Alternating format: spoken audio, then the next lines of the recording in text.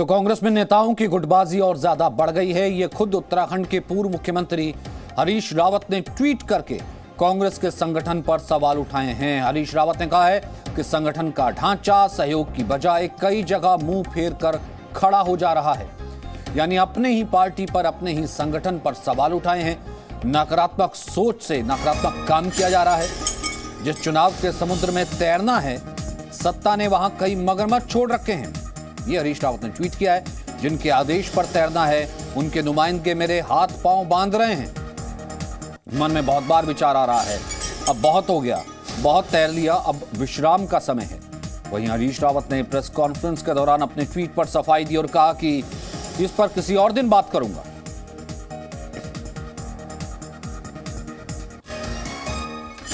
कांग्रेस में अभी तो चुनाव है, चुनाव से पहले अगर कांग्रेस सत्ता में वापस आने का सपना भी देख रही है, लेकिन अगर कहीं चेहरा है कांग्रेस का तो वो हरीश रावत इस वक्त नजर आ रहे हैं।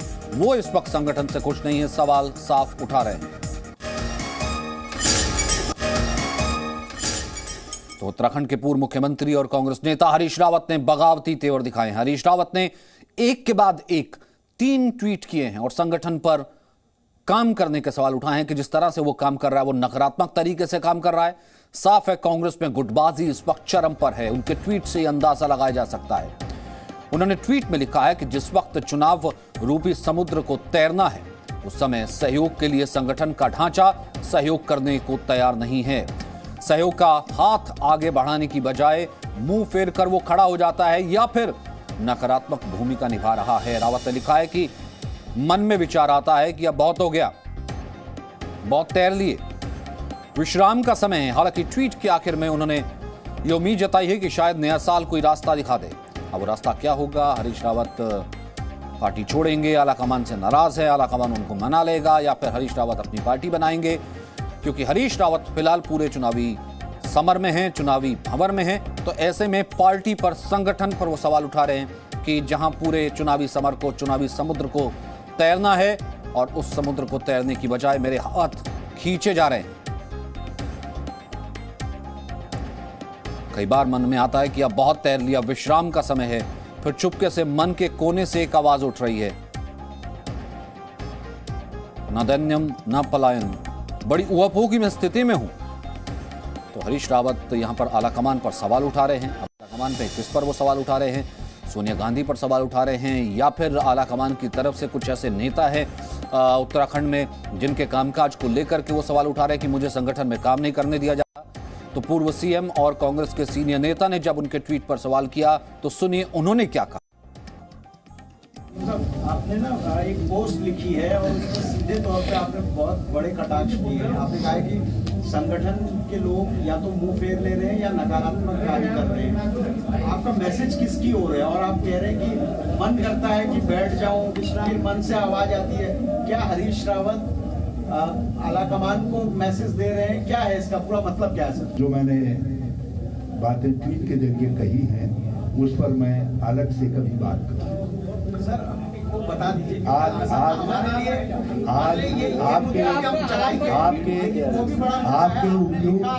आपके उपयोग की चीज हो तो चलाइए, उपयोग की चीज ना हो तो उसको पेंडिंग रखिए। यानी हरीश रावत का सीधे तौर पर यह कहना था कि मैंने इशारों में जो कह दिया वो स्पष्ट है, उपयोग की चीज है तो आप चलाइए। लेकिन सीधे तौर पर आला कमान पर उन्होंने सवाल उठाए हैं। अगले साल उत्तराखंड में विधानसभा चुनाव होने में, ऐसे में हरीश रावत की बगावत कांग्रेस की सेहत के लिए ठीक नजर नहीं आ रही है। हालांकि हरीश रावत ने ट्वीट के सवाल को टाल दिया और कहा कि फिर कभी बात करेंगे, और पुष्कर धामी सरकार पर साजिश का आरोप लगा दिया। जो पीरियोडिकल बेरोजगारी थी वो 33%, कभी 23% तक बढ़ रही थी, जो बहुत चिंताजनक है। और आज 9 लाख के करीब नौजवान, जो पढ़े लिखे नौजवान हैं, जो रजिस्टर्ड हैं हमारे रोजगार दफ्तरों में, वो बेरोजगार हैं। ये चिंताजनक स्थिति है। और राज्य सरकार जो आंकड़े दे रही है वो आंकड़े झूठे हैं, वो आंकड़े तथ्यहीन हैं।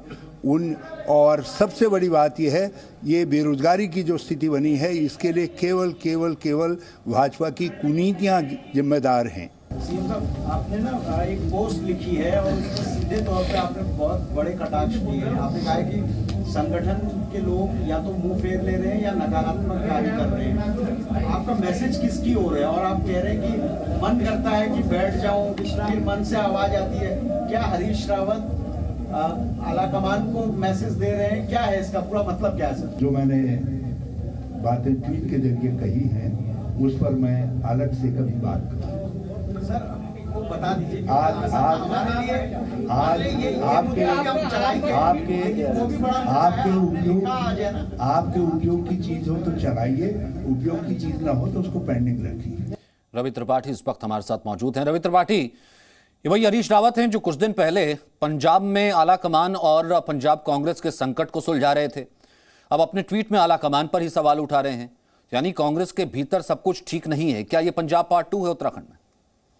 बिल्कुल, देखिए हरीश रावत को लग रहा होगा कि उनका इस्तेमाल कर लिया गया, पंजाब में उनका इस्तेमाल कर लिया गया। और जिस तरीके से उनका इस्तेमाल पंजाब में किया गया, कैप्टन अमरिंदर सिंह को सीनियर नेता बताते हुए, बुजुर्ग नेता बताते हुए, उनको बहुत मौका मिल गया ये बताते हुए, आज वही तरीका इस्तेमाल कर कर इनको भी साइडलाइन करने की तैयारी है। हकीकत ये है कि देखिए हरीश रावत चाहते थे कि उनको मुख्यमंत्री पद का उम्मीदवार घोषित किया जाए उत्तराखंड में, और शायद पार्टी ये नहीं कर रही है। पार्टी की तरफ से कुछ इशारा मिला है जिसके बाद से हरीश रावत की नाराजगी आप देख रहे हैं। लेकिन आपको बताना चाहूंगा सचिन, आप लंबे समय से देख रहे हैं हरीश रावत को, आप जानते हैं पूरी पार्टी में अगर धैर्य के लिए किसी को जाना जाता है तो हरीश रावत को जाना जाता है। क्योंकि जब उत्तराखंड राज्य बना तो जब पहली कांग्रेस की सरकार बनी तो हरीश रावत का नाम आया मुख्यमंत्री के, लेकिन बन गए कौन? तो तिवारी जी बन गए।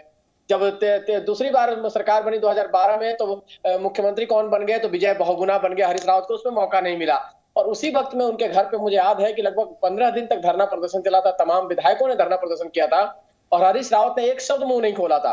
जब हम लोग उनसे ऑफ रिकॉर्ड मिलने गए उनके घर दूसरे दरवाजे से, तो हरीश रावत का बयान आज भी मैं कोट करता हूं। हरीश रावत खुद भी ये कहते हैं कि कांग्रेस पार्टी गर्म नहीं खाती है, ठंडा करके खाती है, कई बार तो फ्रिज में डाल के खाती है। तो कहीं ना कहीं हरीश रावत पैसेंस के लिए जाने जाते हैं और उस पैसेंस का उनको इनाम भी मिला। उसके तुरंत बाद वो केंद्र में मंत्री बने। केंद्र में मंत्री बनने के साथ साथ उनको कैबिनेट मंत्री फिर बनाया गया, फिर उनको मुख्यमंत्री भी बनाया गया। लेकिन आज वो इंपैशंस इसलिए हो रहे हैं कि उनको ऐसा लगता है कि अब पार्टी में उनके लिए कुछ बचा नहीं है और जो चीज वो चाहते थे वो पार्टी उनको देने नहीं जा रही है। और नए साल का जब वो जिक्र करते हैं कि कई बार ऐसा लगता है विश्राम कर लूं, लेकिन फिलहाल उस चीज का वक्त नहीं है। क्या दूसरे कैप्टन की राह पर चलने वाले हरीश रावत तैयारी कर रहे हैं? बिल्कुल हो सकता है। देखिए आप जब पार्टी के नेताओं को इस तरह से दरकिनार करेंगे, और कांग्रेस पार्टी में लंबी लिस्ट है, हेमंता बिस्वा शर्मा से लेकर विजय बहुगुना से लेकर आज कैप्टन अमरिंदर से लेकर कम से कम 10 एक ऐसे नाम होंगे जो मैं अभी आपको नहीं गिना पा रहा हूं, जिन नेताओं ने ये कह के पार्टी छोड़ा कि उनकी बात को सुनी नहीं जा रही, उनको दरकिनार किया जा रहा है, उनसे मिलना उनको मिलने तक का समय नहीं दिया जाता है। तो ऐसे नेताओं की लिस्ट में हरीश रावत का नाम भी आएगा, क्योंकि हरीश रावत जो चाहते हैं अब पार्टी वो नहीं चाहती है। पार्टी के जो नए नेता है, चाहे राहुल गांधी हो, चाहे प्रियंका गांधी हो, सोनिया गांधी बहुत सारी चीजों में दखल नहीं देती हैं। तो ऐसा लगता है कि वो भी नया नेतृत्व चाहते हैं, नए लोगों को वहां खड़ा करना चाहते हैं, और ये मुसीबत होगी। आपको कहते हैं पंजाब नहीं हुआ, पंजाब के बाद ये आपको उत्तराखंड दिख रहा है, इसके बाद राजस्थान में दिखेगा। राजस्थान में जो झगड़ा चल रहा है अशोक गहलोत को लेकर, आने वाले समय में अशोक गहलोत के साथ भी इस तरह की चीजें की जाएंगी। देखिए अब आप अंदाजा लगाइए ना, जहां पर स्थिति बेहतर होने लगती है वहां पर गुटबाजी सामने आ जाती है। पंजाब में चीजें कुछ वैसी थी, इसी तरीके से जा रही थी, और अब चुनाव के बाद क्या हाल होगा ये सभी जानते हैं। वहीं उत्तराखंड की क्या स्थिति है? हरीश रावत एक चेहरा है, हरीश रावत ही फिलहाल नाराज चल रहे हैं, तो यहां पर भी कांग्रेस किस राह पर जा रही है ये अंदाजा लगाया जा सकता है। बहुत बहुत शुक्रिया हमारे साथ जुड़ने के लिए रवि त्रिपाठी।